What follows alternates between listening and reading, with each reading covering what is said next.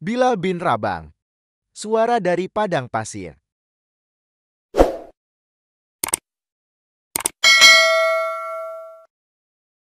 Langit Mekah siang itu tak memberi belas kasihan. Terik membakar setiap jengkal bumi, menimbulkan kilauan di pasir yang panas bagai bara. Sebuah halaman rumah besar milik Bani Jumah, tampak seorang pria berkulit legam tengah menimba air dari sumur. Wajahnya dibanjiri keringat, namun tak sepatah keluh pun keluar dari bibirnya. Itulah Bilal bin Rabah, seorang budak dari Abyssinia. Tubuhnya kurus, kulitnya menghitam karena terbakar matahari, dan tangannya kasar akibat bertahun-tahun mengangkat beban berat. Ia adalah milik Umayyah bin Khalaf, salah satu orang Quraisy yang sangat membenci ajaran Nabi Muhammad Shallallahu Alaihi Wasallam. Bilal menjalani hari-harinya dalam keterikatan. Pagi hingga malam ia diperintah untuk bekerja, menimba air, mengangkat barang, menyikat halaman, menjaga ternak. Namun ada sesuatu dalam dirinya yang berbeda dari budak lainnya. Ketika budak l'un me mandam d'andam, Bilal menyiapang harapan. Ia percaya bahwa hidup bukan sekadar penderitaan, bahwa di balik langit yang membara ini, ada sesuatu yang lebih tinggi daripada Tuan yang menggenggam rantai di tangannya. Dan harapan itu mulai menemukan cahaya ketika ia mendengar bisikan tentang ajaran baru yang dibawa oleh Muhammad bin Abdullah. Suatu malam, Bilal duduk di pojok gelap pasar, tempat budak-budak biasa beristirahat setelah bekerja. Di sanalah ia mendengar nama Muhammad disebut-sebut, juga tentang Tuhan yang Esa, Allah. Dalam ajaran itu, tak ada perbedaan antara budak dan bangsawan, antara kulit hitam dan kulit putih. Semua manusia sama di hadapan Tuhan. Bilal tercengang. Apakah benar, semua manusia sama? Tanyanya pelan kepada Ammar bin Yasir, budak lain yang diam-diam telah memeluk Islam. Ammar mengangguk. Tuhan kita bukan berhala batu, Bilal. Tapi Allah yang satu. Yang tak terlihat, tapi melihat segalanya. Dan dia mencintai orang-orang yang sabar seperti engkau. Hati Bilal bergetar. Kata-kata itu menembus jiwanya lebih dalam dari cambuk manapun yang pernah menyayat punggungnya. Beberapa malam setelah itu, Bilal mengambil keputusan besar. Ia mengucap 2 kalimat syahadat dalam bisikan. Tanpa saksi, tanpa upacara. Hanya antara dia dan Tuhannya. La ilaha illallah. Muhammadur Rasulullah. Saat itulah, hidup Bilal berubah selamanya. Namun, kebenaran selalu memiliki harga. Dan bagi Bilal, harganya adalah penderitaan. Tak butuh waktu lama sampai Umayyah bin Khalaf mencium bahwa budaknya kini tak lagi sama. Bilal lebih tenang, lebih tegar. Bahkan kadang matanya menatap langit, seolah menyimpan rahasia yang tak bisa dimengerti tuannya. Dan ketika akhirnya Umayyah memastikan bahwa Bilal telah memeluk agama Muhammad, murkanya tak terbendung. Dengan cambuk di tangan, ia memerintahkan orang-orangnya membawa Bilal ke padang pasir di luar kota. Di sana, di bawah terik matahari, Bilal diikat, ditelentangkan di atas batu panas. Sebuah batu besar diletakkan di dadanya agar ia tak bisa bergerak. You captain. Katakan Lata dan Uzza adalah Tuhanmu, bentak Umayyah. Namun dari bibir Bilal hanya keluar satu kata. Ahad, Ahad satu. Satu. Tuhan yang satu. Itulah yang ia pegang erat-erat. Bahkan ketika rasa sakit nyaris merenggut kesadarannya. Hari berganti hari. Siksaan tak berhenti. Cambuk, battu, API. Tapi Bilal tetap tak bergeming. Setiap orang yang lewat di Mekah menyaksikan tubuh hitam yang tergeletak di padang pasir. Tapi dari mulutnya selalu terdengar. Ahad. Ahad. Penderitaan Bilal mengguncang hati para sahabat Nabi. Hingga akhirnya, berita itu sampai ke telinga Rasulullah Shallallahu Alaihi Wasallam sendiri. Wajah beliau mendung saat mendengar cerita tentang budak yang mempertahankan keimanannya dalam derita. Abu Bakar As-Siddiq segera bertindak. Ia pergi menemui Umayyah bin Khalaf. Aku ingin membeli budakmu itu, kata Abu Bakar, tegas. Umayyah tertawa. Budak yang sekarat itu? Kau mau beli dia? Ambiya. Tapi bayar mahal. Abu Bakar menyerahkan sejumlah besar emas. Tanpa menawar, tanpa ragu. Bagi Abu Bakar, harga keimanan tak bisa diukur dengan dinar atau dirham. Dan saat itu juga, Bilal meraih kebebasannya. Tidak karena ia melarikan diri, tapi karena seorang sahabat membeli dirinya demi menyelamatkan keimanan. Ketika Bilal mendengar kabar itu, air matanya tumpah. Aku sekarang merdeka, bukan karena manusia, tapi karena Allah, ucapnya lirih. Hari itu, Bilal berjalan keluar dari Mekah sebagai orang bebas. Tubuhnya masih memar, kulitnya masih mengelupas, tapi jiwanya bersinar. Ia bukan lagi budak Umayyah. Ia adalah hamba Allah. Langkahnya menuju jalan baru yang akan mengukir sejarah.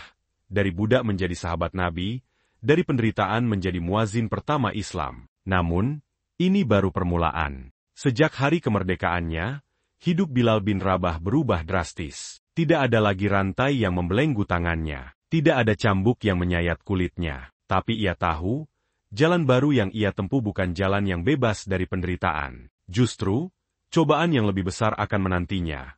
Karena ia sekarang bukan hanya seorang budak merdeka, tapi juga seorang Muslim. Bilal tak pernah jauh dari Rasulullah Shallallahu Alaihi Wasallam. Ia ikut dalam setiap majelis, duduk menyimak ayat-ayat Al-Quran yang turun. Ia mendengarkan sabda Nabi, belajar dari beliau, menyerap ilmu, iman, dan akhlak. Dalam dirinya tumbuh cinta yang mendalam kepada Allah dan Rasul-Nya. Baginya, Muhammad bukan sekadar utusan Tuhan, tapi juga pemimpin, guru, dan cahaya hidup. Namun Mekah makin panas bagi kaum muslimin. Penyiksaan demi penyiksaan terus terjadi. Beberapa sahabat seperti Yazid dan Sumayyah dibunuh dengan kejam. Rasulullah pun mendapat tekanan luar biasa dari para pemuka Quraisy. Maka, atas perintah Allah, Nabi Shallallahu Alaihi Wasallam memerintahkan kaum muslimin untuk hijrah ke Madinah. Bilal termasuk dalam rombongan pertama yang berhijrah.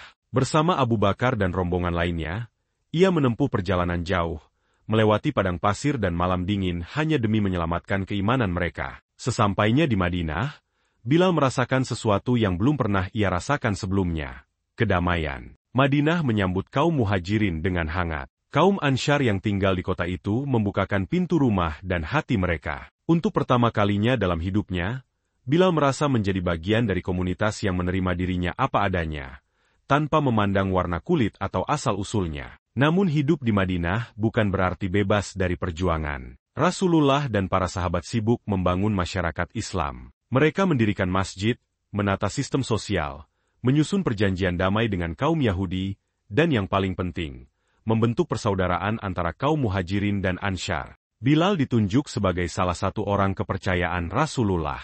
Ia selalu mendampingi Nabi dalam perjalanan, dalam peperangan, bahkan dalam ibadah pribadi beliau. Di saat itu pula, datang satu pertanyaan penting. Bagaimana cara memanggil umat Islam untuk sholat berjamaah? Awalnya, ada beberapa saran dari para sahabat. Ada yang mengusulkan menggunakan lonceng seperti kaum Nasrani, ada pula yang mengusulkan memakai trompet seperti orang Yahudi. Namun Nabi tidak langsung memutuskan. Suatu malam, Abdullah bin Zaid, seorang sahabat dari kaum Ansyar, datang kepada Rasulullah dengan wajah cerah. Ya Rasulullah, tadi malam aku bermimpi. Ada seseorang berpakaian hijau mengajarkanku cara memanggil solat dengan suara manusia. Ia pun mengucapkan kata-kata itu, Allahu Akbar. Allahu Akbar asyhadu an la ilaha illallah asyhadu anna Muhammadan Rasulullah hayya. Ala asyalah hayya, ala falah Allahu Akbar. Allahu Akbar la ilaha illallah wajah Nabi berbinar. Mimpi itu benar. Insya Allah. Ujar. Hari-hari berlalu, dan Bilal terus menjalankan tugasnya sebagai muazin. Ia juga ikut dalam setiap peperangan besar yang dihadapi kaum muslimin. Badar, Uhud, Khandaq. Di medan perang, ia bukan hanya seorang penyeru adzan, tapi juga seorang pejuang. Tangannya menggenggam pedang, dan dadanya penuh keyakinan. Dalam perang Badar, Bilal menghadapi masa lalu yang kembali menghantuinya. Umayyah bin Khalaf, tuan lamanya. Takdir mempertemukan mereka kembali. Tapi dalam kondisi yang terbalik, Umayyah sekarang menjadi tawanan perang, dan Bilal adalah bagian dari pasukan pemenang. Melihat Umayyah, Bilal berkata dengan nada tenang tapi penuh dendam suci, "Aku tidak akan selamatkan dia. Dia musuh Allah. Dulu dia menyiksaku tanpa belas kasihan." Akhirnya, Umayyah tewas di tangan kaum muslimin, bukan karena dendam pribadi, tapi karena ia telah melawan Allah dan Rasul-Nya. Bilal kini bukan lagi hanya simbol kebebasan. Ia adalah suara yang memanggil manusia menuju cahaya. Ia adalah saksi sejarah yang melihat Islam tumbuh dari darah dan air mata. Dan ia terus berdiri tegak, memanggil umat untuk bersujud di hadapan Tuhan yang satu. Namun, perjuangan belum usai. Ujian terbesar akan datang bukan di medan perang, tapi di dalam dada, ketika cinta kehilangan arah. Dan hari itu akan datang, saat Rasulullah wafat, dan suara Bilal tak lagi sanggup menyebut nama yang paling ia cintai. Hari-hari di Madinah terus berlalu. Islam tumbuh pesat, menyebar ke seluruh jazirah Arab. Satu persatu suku datang berbayat kepada Rasulullah Shallallahu Alaihi Wasallam. Madinah menjadi pusat peradaban baru. Dan di tengah semua perubahan itu, Bilal bin Rabah tetap setia di tempatnya,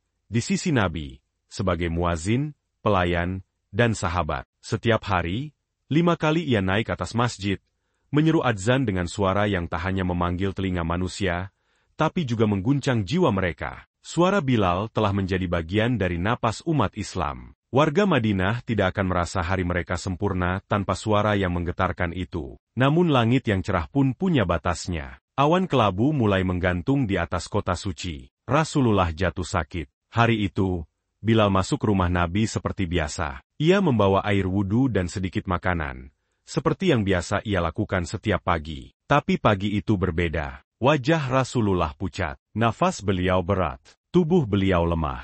Ya Rasulullah, lirih Bilal, suaranya bergetar. Nabi tersenyum tipis. Jangan khawatir, wahai Bilal. Sakit ini adalah rahmat.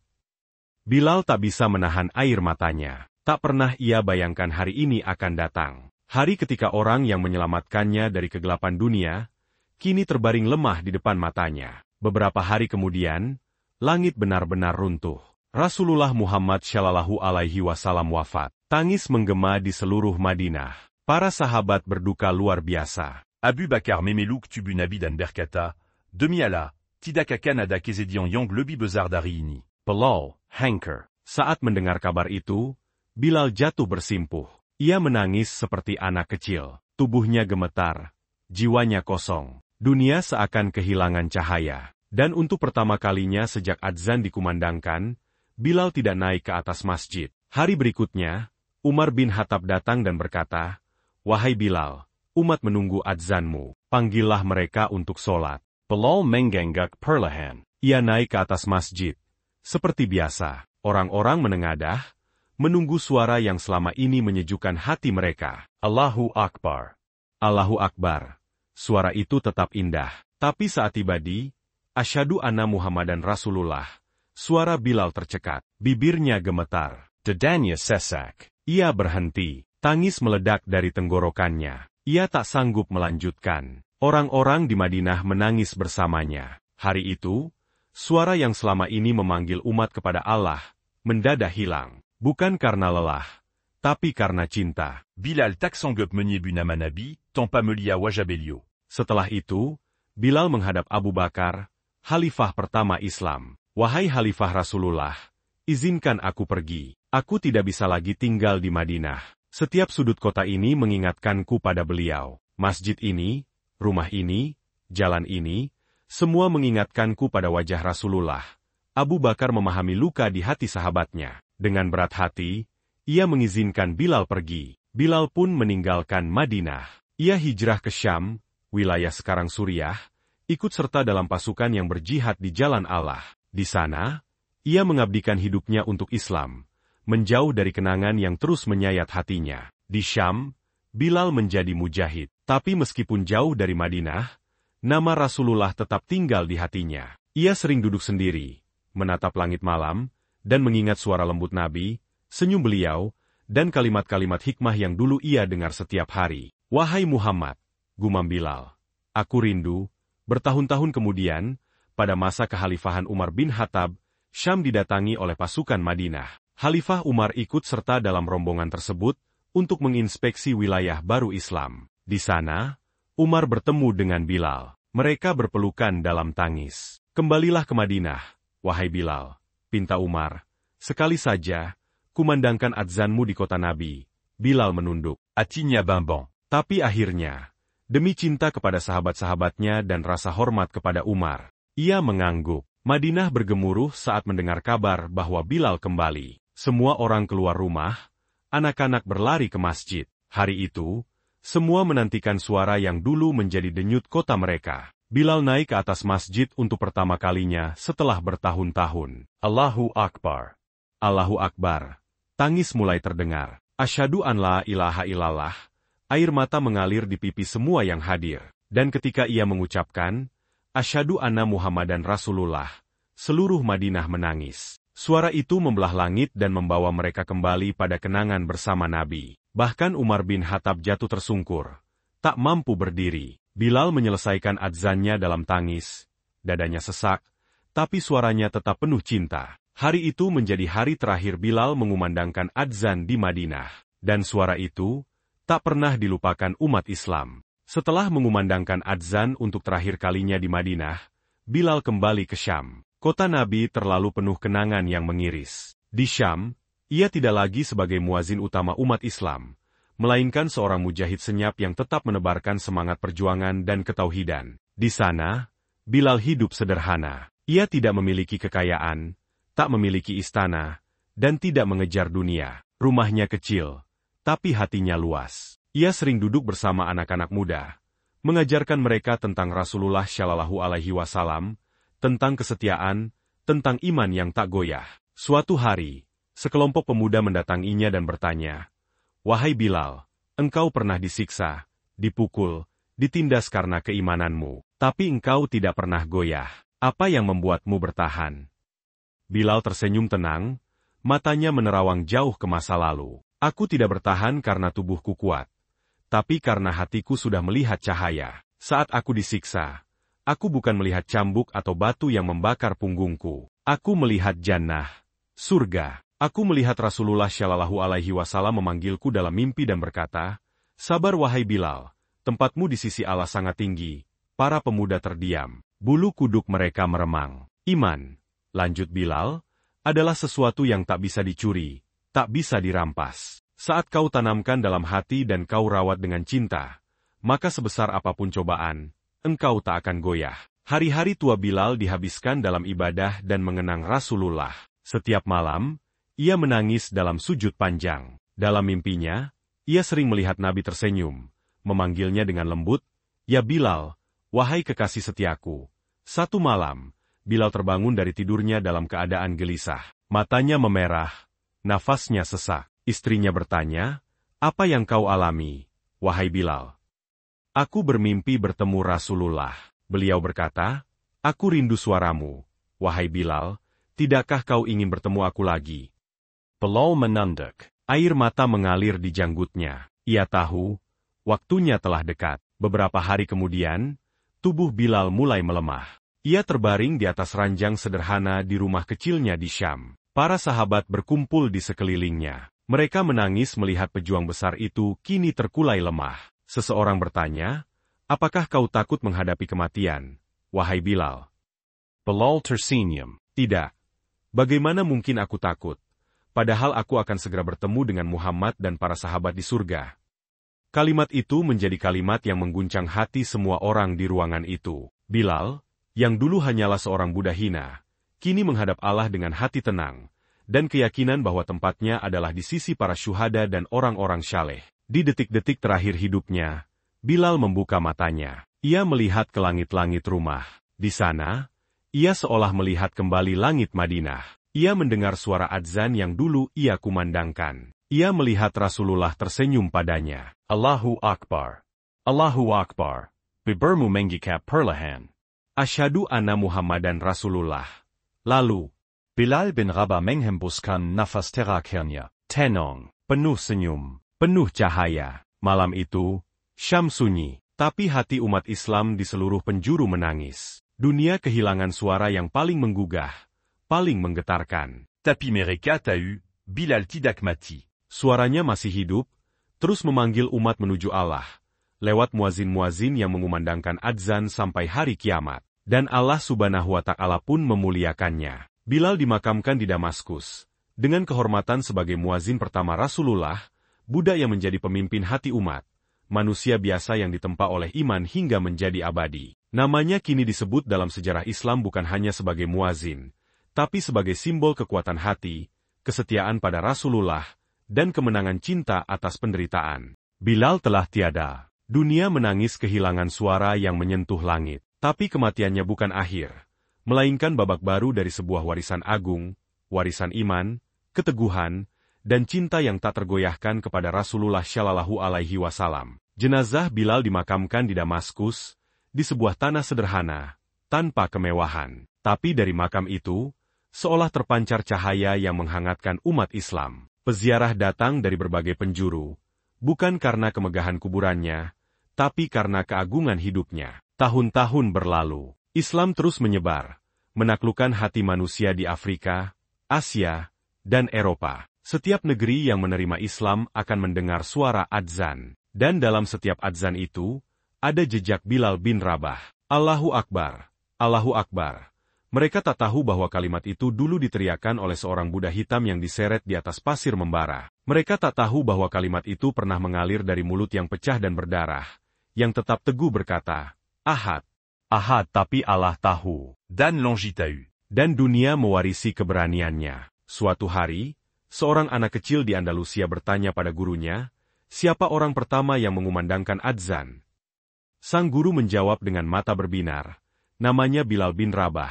Anak kecil. Ia bukan keturunan bangsawan, bukan orang kaya, tapi hatinya, sekeras batu dan sebening embun. Anak itu mendongak. Apakah dia sahabat Nabi? Ya, dan salah satu yang paling dicintai Nabi. Kenapa?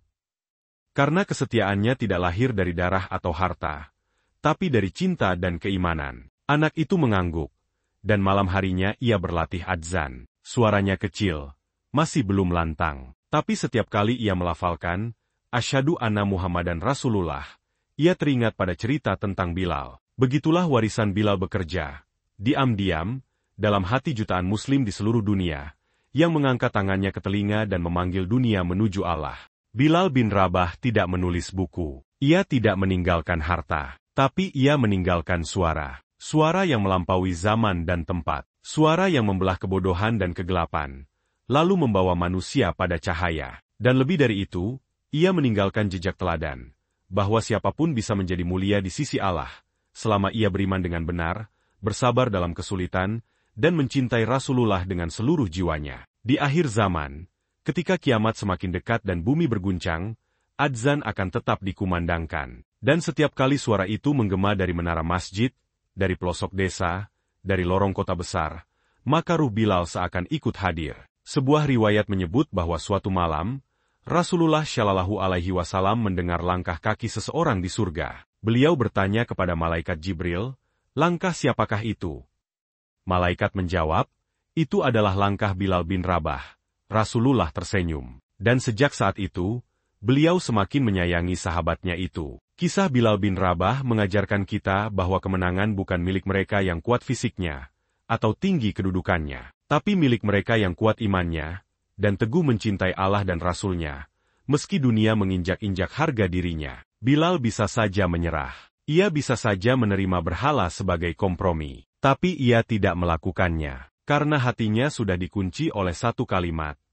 Ahad, Ahad, dan kalimat itu kini ada di dada kita semua, dalam setiap sujud, dalam setiap adzan, dalam setiap bisikan doa yang kita panjatkan. Penutup, Bilal bin Rabah bukan sekadar muazin pertama. Ia adalah simbol dari kemerdekaan sejati, yang hanya bisa diraih oleh jiwa-jiwa yang menyerahkan dirinya sepenuhnya kepada Allah. Hari ini, jutaan orang mengumandangkan adzan tanpa mengenalnya secara langsung. Tapi suara mereka adalah gema dari suara Bilal, sebuah warisan abadi. Dan Bilal tersenyum dari surga.